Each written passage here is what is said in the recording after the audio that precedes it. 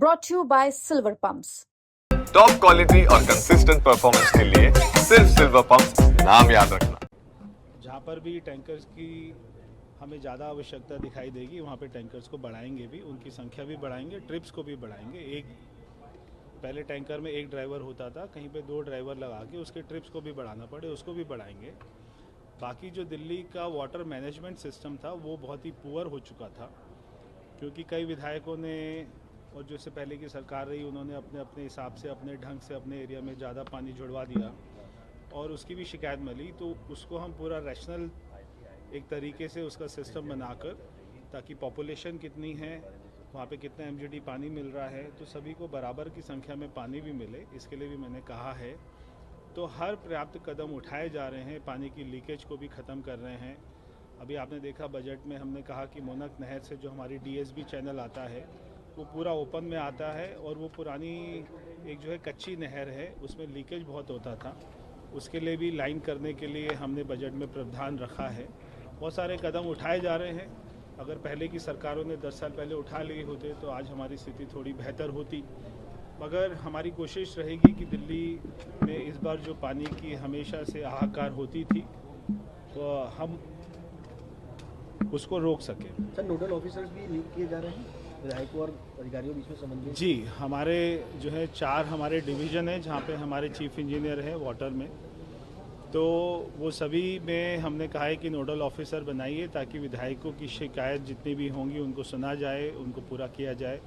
मेरे ऑफिस में भी जो हमारे स्टाफ है वो भी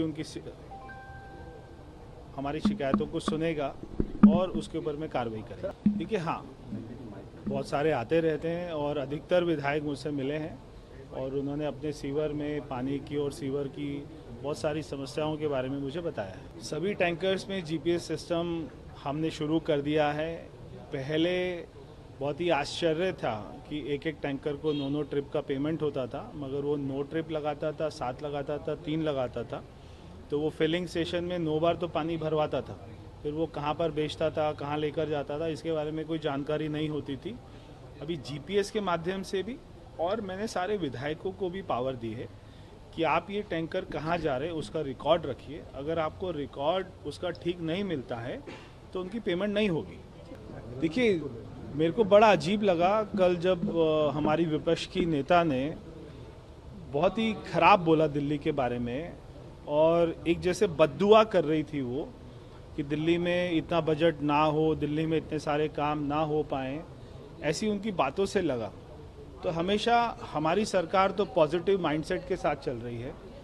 हम सोच रहे 1 लाख करोड़ का बजट आएगा, इसमें हमारा पॉजिटिव माइंडसेट है, क्योंकि बहुत सारी कमियां, बहुत सारा करप्शन हमने देखा, उस सब पे हम जो है अपना रोक करेंगे। तो हमें पूरी उम्मीद है 1 लाख करोड़ का बजट होगा और इसको पूरा भी करेंगे। पहले की सरकार जैसे पिछले साल 76,000 करोड़ का बजट लाई थी, मगर उन्होंने केवल 52,000 करोड़ खर्च किया था। इतना बड़ा गैप था। तो हम जो भी काम कर रहे हैं पूरी प्लानिंग के साथ कर रहे हैं। बहुत सारे काम हैं जो हमको शॉर्ट टर्म में करने हैं, बहुत सारे काम हैं जो हमको लॉन्ग टर्म में करने हैं। तो ऐसी प्लानिंग के साथ में कि आज अगर सीवर लाइन डल रही है तो अगले 50 साल को सोच के डाली जाए। आज अगर पानी की लाइन डल रही है तो उसका डायमीटर इतना हो कि आने वाली जनसंख्या को 100 साल के बारे में सोच कर डाला जाए। तो उस प्लानिंग के साथ में काम कर रहे हैं। देश में धूमधाम से हम लोग हिंदू नव वर्ष को मनाएं, ऐसी मेरी सभी भारतवासियों से अपील है।